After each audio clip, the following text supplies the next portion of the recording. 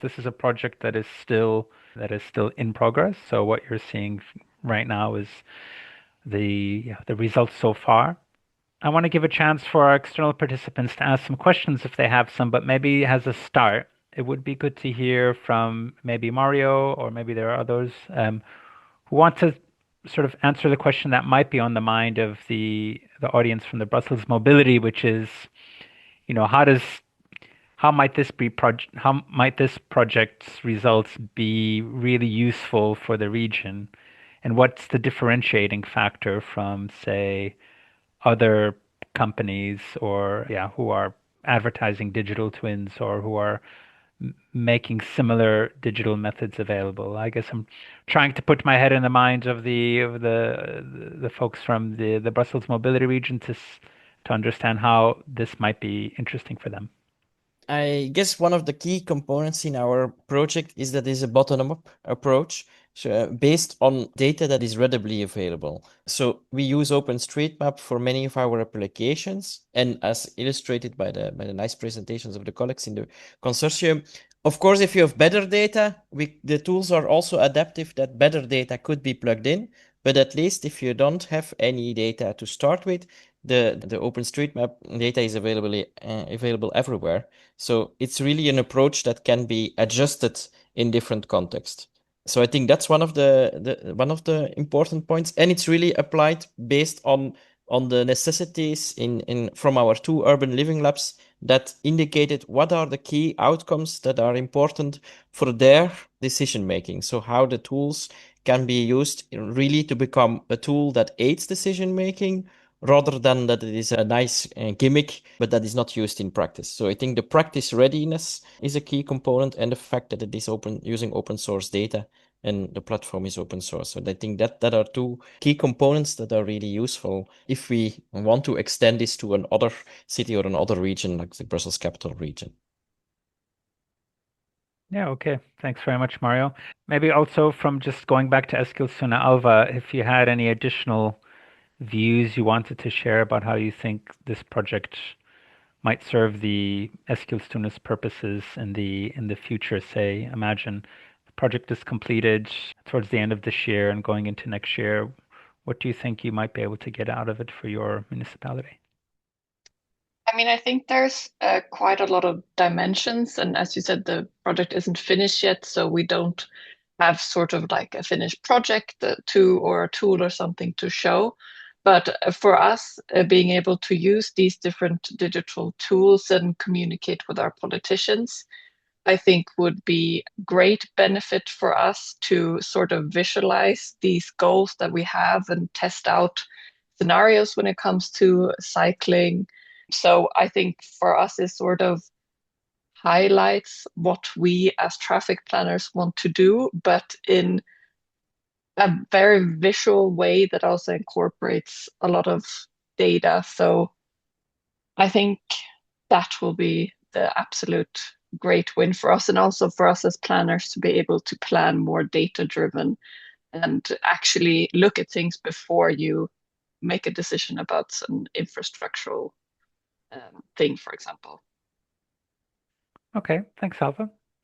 While you think of that, the one thing I don't know about the Brussels region is if they're already using an urban digital twin or if they're using similar methods. And I don't know if any of the colleagues from Brussels Mobility can answer that, who are here today, but that's something that we were curious about. Philip, maybe I can add something for Beleris. So what we have done in the last 5 years, we've run two big feasibility studies regarding cycle highways in the Brussels capital region. And so the first step is to map out the context of the region where we want to build the cycle highway, and then we will define different routes where we can build the cycle highway. And that is, let's say, mostly done by hand.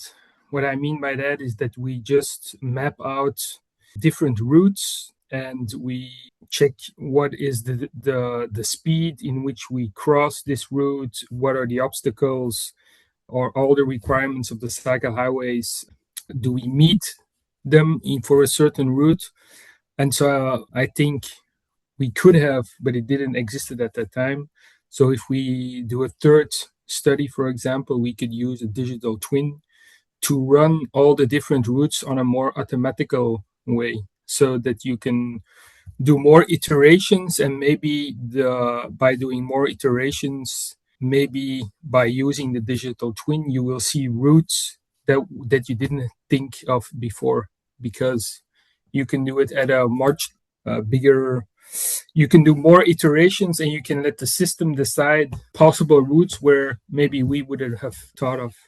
So I think that's, for example, a good advantage Okay. of what you've presented today. Yeah. Thanks for sharing that, Peter. Yeah. So it might be even more interesting towards the end of the year as we've developed these tools a bit more to come back to you and a few others and to see how it might be able to be used for these things that you mentioned, thinking far in advance. Anybody else also from the team of presenters who wants to add an extra comment or a question or share an insight? Maybe a particular question for the Brussels Capital Region in terms of data readiness, because when we were discussing the project, often one of the limitations in development of urban digital twins is data governance. Is it clear within your organization who is responsible for which part of data? Because often we see that the different data requirements and projects and policy decisions are scattered around administrations. So maybe if you could give some insight on that, that would be really useful for us. Thanks, Mario, for that question. If there are any one of the participants who want to comment on that question? Philip, Yeah. we believe so. We are not part of Brussels Mobilité, but if we have to collect data, we have one single person of contact, the Brussels Mobility Administration. So if you want to ask or you want an answer to that question, I can give you his contacts. Great. Thanks a lot, Peter. Yeah. Okay, so we'll table that question and to get feedback from at a later stage. At this point, if there's no other questions or things to share, we can move to close the webinar. So if you'd like more information, Nicola, I've put your email address there at University of Liège. He's working with Mario Kulz, who's our coordinator for this project. And you can email him if you're interested to learn a bit more. We will be at the Velocity Conference in Rimini, Italy in June, where we will have a 1 hour slot presenting also this project in even a bit more detail and with some more engagement. We'll be in person, so that would be something we look forward to. And then later in the year, we may have another opportunity where we can present additional insights and additional progress on the work that we're doing here. And with that, I would like to close. I'd like to thank the presenters for sharing what's been happening so far. I'd like to especially thank the external audience for coming and taking time out of your day to listen to what's happening with this project and hoping that it will have some applicability for the Brussels region. And with that, I'd like to close. Thank you, everyone. Have a really great rest of your Monday. Thank you very much for hosting, Philip. Bye. Bye-bye. Thank you.